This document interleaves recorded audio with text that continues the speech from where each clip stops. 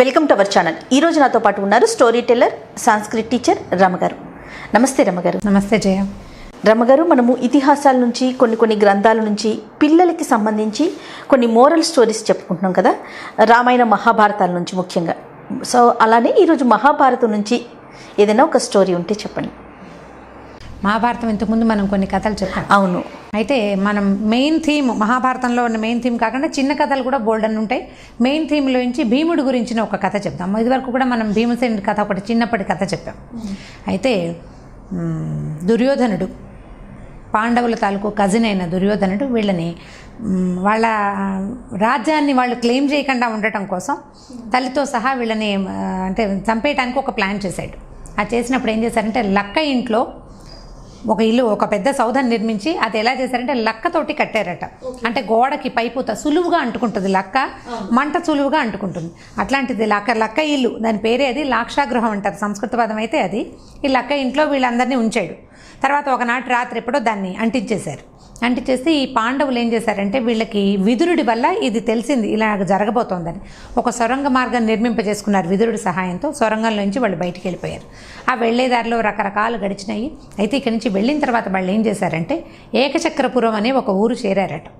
ఈ ఏకచక్రపురంలో ఒక బ్రాహ్మణ ఇంట్లో పక్క భాగంలోకి ఉండటానికి అవకాశం దొరికింది వాళ్ళకి. ఆ రోజు ఇప్పుడు ఇది మన మహాభారత కాలం అంటే, ఎవరైనా ఊరికి అతిథులు, అభ్యాగతులు వస్తే మేము మీ ఇంట్లో ఉంటామంటే ఉంచుకునేవాళ్ళు. మీ ఊరేమిటి, మీరు ఎక్కడి నుంచి వచ్చారు, అవి పెద్దగా అడిగేవాళ్ళు కాదు. వ్యక్తుల ముఖాల్ని, వాళ్ళ తాలూకు భాష, మాట్లాడే విధానాన్ని బట్టే సహాయం చేసేవాళ్ళు. ఒక తల్లి, 5 పిల్లలు. ఈ వచ్చిన పిల్లలు కూడా బలశాలు, తెల్లగా పొడగర్లు, మంచి పొడవైన వాళ్ళు, తర్వాత ఏమో బుద్ధిమంతులుగా కనపడుతున్నారు. తల్లి మాట జవదాటనే లక్షణం ఒకటి వాళ్ళ దగ్గర ఉంటుంది. దాంతో ఆ బ్రాహ్మణ కుటుంబం ఏమనుకుందంటే, వీళ్ళకి ఏదో వాళ్ళని పక్కన ఉంచుకుందాము, వాళ్ళ వంట వాళ్ళు చేసుకుంటారులే అనుకుంది. అయితే ఈ పాండవులు రాజకుమారులు, వాళ్ళు వృత్తులు అవి వచ్చిన వాళ్ళు కాదు, ఏదో ఒక పని చేసుకుని బతికేవాళ్ళు కాదు. అయితే ఈ క్షత్రియ కుమారులు కూడా బ్రాహ్మణులాగానే భిక్షాటన చేసి జీవించవచ్చు అనేది ఒక విధానం ఉండేది అప్పట్లో. వీళ్ళు ఏం చేసేవాళ్ళంటే, ఈ 5 అబ్బాయిలు బ్రాహ్మణ వేషధారులు. అంటే వేషధారులు అంటే బ్రాహ్మణులకి క్షత్రియులకి తేడా ఏముంది? బ్రాహ్మణులు పంచ కట్టుకుని ఏదో గుండు శిఖ పెట్టుకునేవాళ్ళు, వీళ్ళు కూడా అవే కట్టుకునేవాళ్ళు. కాకపోతే ఈ క్షత్రియులకి ఆయుధాలు ఎక్స్ట్రా ఉండేవి. వీళ్ళు ఆయుధాలు విసర్జించేశారు. ఆయుధాలు లేవు వాళ్ళ దగ్గర, ఏమీ లేవు. రాత్రికి రాత్రి లాక్షగృహం నుంచి బయటకు వచ్చేశారు. ఏ ఆయుధము వాళ్ళతోటి లేదు. నగలు అలంకరణతోటి కాదు, నిద్ర వేళలో వచ్చారు. రాత్రిపూట సింపుల్ డ్రెస్లోనే ఉంటారు కదా, ఆయుధాలు ఎలాగూ లేవు. ఇవి వచ్చేసిన వాళ్ళు ఏం చేస్తారు, ఇక భిక్షాటన చేసుకుంటూ మామూలు వేషాలతోటి వెళ్తే, అదే చిన్నపిల్లలు, కుర్రాళ్ళు కనపడుతున్నారు, పెద్ద వయసు ఉన్న వాళ్ళు కాదు. దాంతో భిక్షాటనకు వెళ్తే అందరూ ఏదో భిక్ష ఆహారం పదార్థం ఇచ్చేవాళ్ళు. అప్పుడు ఏంటంటే, ఇప్పుడులాగా అడుక్కోవాల్సిన అవసరం లేదు, విధానాలు వేరే ఉండేవి. వాకిట్లో ఒక్కొక్కళ్ళు వస్తే వాళ్ళకి పెట్టడానికే ఆహారం అట్టు పెట్టుకునేవాళ్ళు గృహస్థులు. దాంట్లో పెద్ద జాతి నియమం కూడా ఉండుండదు బహుశా ఆ రోజులు. అంటే ఎక్కడ పెద్దగా నేను అలాంటిది చదవలేదు, అన్ని చోట్లకి వెళ్ళేవాళ్ళు. ఈ తెచ్చిన భిక్షని వాళ్ళ అమ్మ దగ్గరికి పట్టుకొచ్చి ఇచ్చేవాళ్ళు. పట్టుకొస్తే ఈవిడేం చేసేది, దాన్ని 2 భాగాలు చేసేదట. ఆహారాన్ని ఇంత అన్నం వచ్చిందనుకోండి, దాన్ని 2 భాగాలు చేస్తే ఒక భాగం భీముడికి ఇచ్చేవారు, మిగిలిన 2వ భాగాన్ని తల్లి, మిగిలిన 4 పిల్లలు తినేవారు. ఎందుకంటే భీముడు సహజంగా చాలా ఆహారం తీసుకునే పద్ధతి ఉన్నవాడు. అతని శారీరక బలము అలాంటిదే, బలశాలి, ఆహారం తీసుకునే విధానం కూడా అలాంటిదే. ఇలా రెగ్యులర్గా భిక్షాటం చేసుకునే వాళ్ళు, తల్లి పిల్లలు నిశ్శబ్దంగా ఎవరి దారిన వాళ్ళు ఉండేవాళ్ళు. కొన్నాళ్ళ తర్వాత వీళ్ళకి ఆశ్రయం ఇచ్చిన బ్రాహ్మణ కుటుంబంలో పెద్ద పెట్టిన పొద్దున్నే ఏడుపులు వినపడ్డాయి. తెల్లవారే పిల్లలు ఏడుస్తున్నారు, ఆడవాళ్ళందరూ ఏడ్చేస్తున్నారు. ఏడుస్తుంటే ఈవిడ బయటకు వచ్చింది, కుంతీదేవి, పాండవుల తల్లి. ఎందుకమ్మా ఏడుస్తున్నారు, ఏం జరిగింది అంటే, అప్పుడు ఆవిడ ఏం చెప్పిందంటే, అమ్మాయి మా రాజ్యానికి, ఏకచక్రపురానికి ఒక రాక్షస పేడుంది. ఇతడు బకాసురుడని ఒక రాక్షసుడు, బకుడు. ఈ బకాసురుడు ఊరి మీద పడి విరుచుకు తినేవాళ్ళు, తెచ్చుకునేవాడు. వచ్చేసేయటం, ఇక ఎవరు దొరికితే వాళ్ళని చంపేసి తినేసి ఆహార పదార్థాలని చెల్లాచెదురు ఊరంతా బీభత్సంగా చేసేవాడు. అయితే మా రాజు, మంత్రులు అతనితోటి మాట్లాడి, నువ్వు ఊళ్ళోకి రావద్దు, ప్రజల్ని భయభ్రాంతులకి గురి చేయొద్దు, నువ్వు ఎక్కడ ఉంటావో అక్కడే ఉండు, మేము అక్కడికే ఆహారాన్ని పంపిస్తాము, నీకేం కావాలో చెప్పమన్నారు. ఇతను ఏమని చెప్పాడట, బకుడు 2 దున్నలు పూంచిన ఎడ్ల బండి, అదే బండి, మామూలు ఎడ్ల బళ్ళు ఉంటాయి, ఎడ్లు కాకుండా దున్నలు ఉండాలంటే గేదెల్లో మొగవన్నమాట, దున్నపోతులు.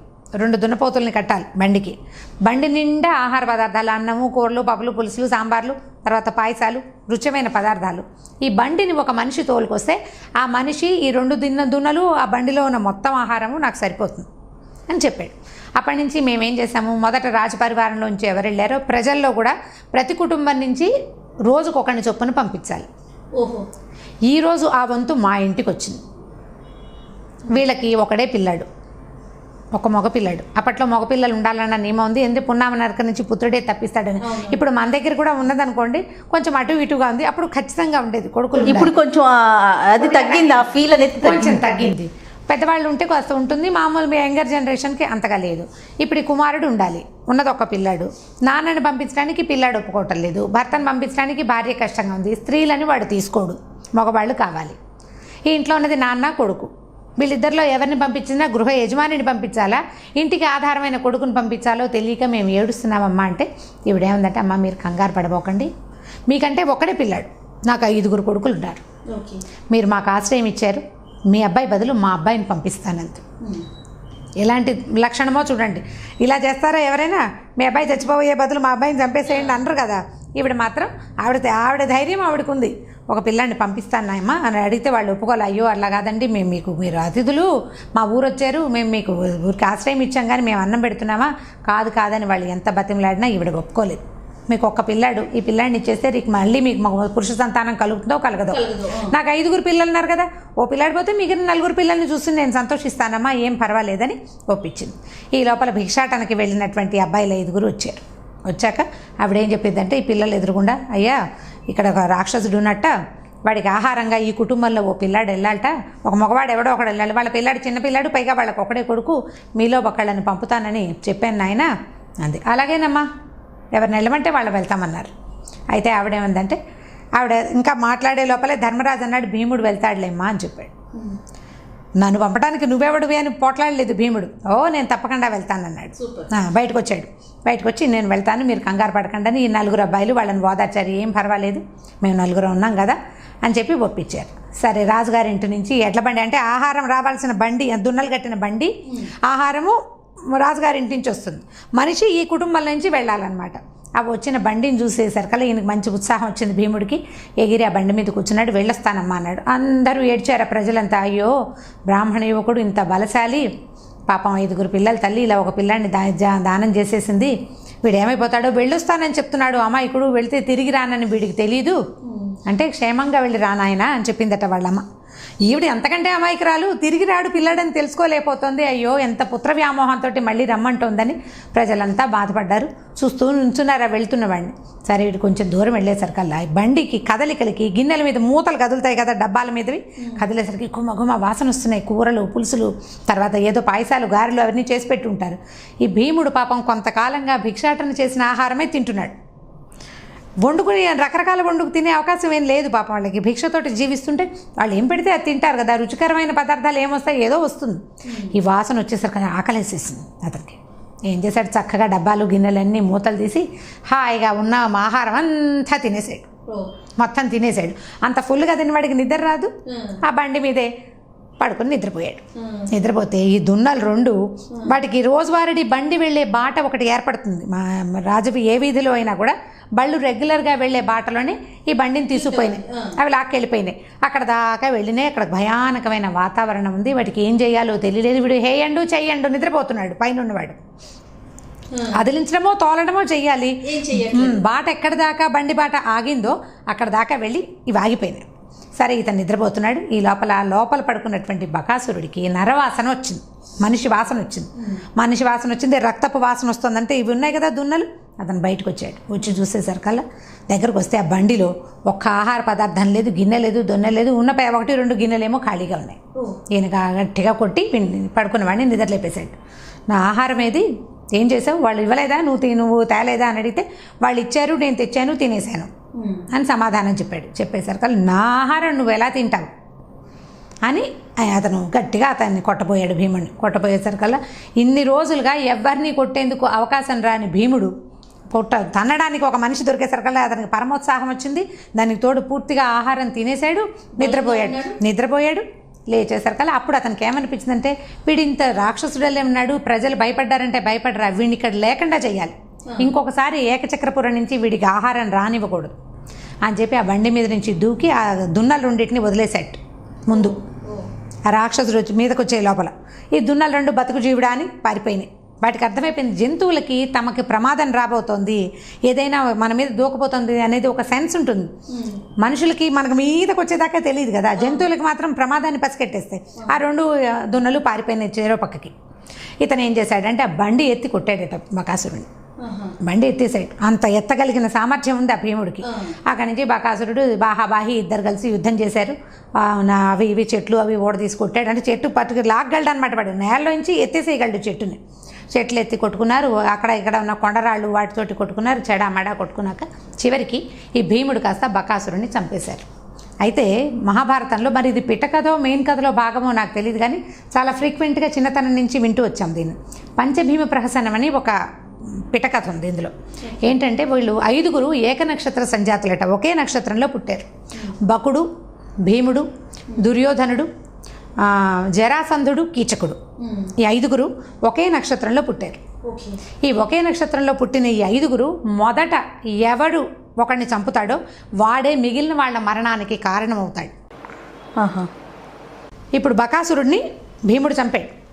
తర్వాత లైన్లో జరాసంధుడిని, కీచకుడిని, దుర్యోధనుడిని కూడా భీముడే సంహరించాడు. అతని చేతిలోనే వీళ్ళకి మరణం వచ్చింది. ఈ 5 వేరే వాళ్ళు ఎవరి దగ్గర చావులేదు. ఈ లెక్కలో మొట్టమొదటి బకాసురుడి తాలూకు మరణం భీముడు యంగ్గా ఉండగానే వాళ్ళు ద్రౌపదిని పెళ్లి చేసుకోక ముందే జరిగింది. ఇది చంపేశాడు. అక్కడి నుంచి గట్టిగా ఏలేసి అని అదిలించి గట్టిగా పిలిచేశారు కల్లా ఈ దున్నలు ఎక్కడో ఉన్నవి మెల్లిగా మనిషి పిలుస్తుంటే దగ్గరకు వచ్చినాయి. ఈయన బండికి ఆ 2 దున్నల్ని పుంజుకుని మళ్ళీ బండి ఎక్కి వచ్చేసాడు వెనక్కి. సాయంకాలం ప్రజలు ఇతను వెనక్కి తిరిగి వస్తున్న వాడిని చూసి అందరూ జయధ్వానాలు చేశారు. ఎలాంటి కొడుకుని కన్నావమ్మా, ఎంత బలశాలి, ఇతను బకాసురుణ్ణి ఎట్లా చంపాడు, ఎలా చంపగలిగాడు అనేది వాళ్ళకి చాలా ఆశ్చర్యం వేసింది. కానీ అప్పటి నుంచి వీళ్ళని భిక్షాటనకు వచ్చే మామూలు యువకుల్లాగా కాకుండా వీళ్ళు ఏదో ప్రతిభాశాలని ప్రజలు గుర్తించారు. మామూలుగా అనిపించేది వీళ్ళు స్ఫురద్రూపులు బలశాలులుగా కనపడుతున్నారు, కానీ వినయం ఉంది వీళ్ళ దగ్గర. కొంచెం మామూలుగా మనకు మొహాల్లో కనపడితే భావం కొంచెం మర్యాదిస్తాం కదా. దీని తర్వాత వెళ్ళడానికి కొడుకు ఒప్పుకోవటం, అన్నయ్య వాడిని పంపదలుచుకోవటం, అతను నువ్వు వెళ్ళు అని చెప్పినా వీడు కాదనకపోవటం, నా పిల్లని నేను పంపిస్తానని తల్లి చెప్పడం, ఇవన్నీ కూడా విచిత్రమైనవి, లోక సహజంగా జరిగేవి కాదు. చాలా ప్రతిభా పాఠవాళ్ళ వాళ్ళు ధైర్యశాలలో అయితే తప్పిస్తే ఈ పని చెయ్యరు కదా, ఇలాంటివి ఒప్పుకోరు కదా. దాంతో అప్పటి నుంచి వీళ్ళని బాగా గౌరవించడం మొదలుపెట్టారట. దీని తర్వాత ద్రౌపదిని వీళ్ళు వివాహం ఆడారని కథ. సో ఇప్పుడు భీముడు తాలూకు ప్రతాపాన్ని వర్ణించడం కోసం చెప్పబడిన కథల్లో భాగం అన్నమాట శక్తి సామర్థ్యాలు. ఎందుకంటే తర్వాత కథల్లో జరాసంధుడు చాలా గొప్పవాడు, చాలా బలశాలి, అతన్ని చంపాడు. మామూలు వాడు ఎలా చంపగలుగుతాడు? తర్వాత కీచకుడు ఈ విరాట రాజ్యాన్ని పూర్తిగా నిలబెట్టినవాడు, అతనే సైన్యాధిపతి. అతన్ని చంపడము బహు కష్ట సాధ్యం, మామూలు వాడికి సాధ్యమయ్యే పని కాదు. అక్కడి దుర్యోధనుడు వాడు అసలు సామాన్యుడు కాదు. ఇప్పుడు ఇంతమందిని వీడు చంపగలిగాడంటే ఇతనికి ఉన్న ప్రతిభ, ఇతనికి ఉన్న గొప్పతనం ఏమిటి అనేది ముందు కథల్లోనే మహాభారతం ప్లాన్డ్గా చేయబడిన కథ కదా. జరిగింది మనకి పరంపర అంటే లైన్గా పెట్టడం, సీక్వెన్స్ పరంగా కూడా ఇతను ఇంతకంటే బృహత్తర కార్యమైనా చేయగలడు అనేది చూపించడం కోసం మొదట బకాసుర వధను చూపిస్తారు. దీనికంటే ముందు హిడింబాసుర వధ కూడా జరుగుతుంది. హిడింబుడు కంటే బకుడు చాలా బలవంతుడు. ఓకే, సో అందుకని ఇది చూపించారనమాట. Right, thank you so much రమ్మగారు. థ్యాంక్ యూ అండి. ఓకే జయ. ఈ వీడియో కనుక మీకు నచ్చినట్లయితే లైక్ చేయండి, షేర్ చేయండి. మరిన్ని వీడియోస్ కోసం మా ఛానల్ని సబ్స్క్రైబ్ చేసుకోండి.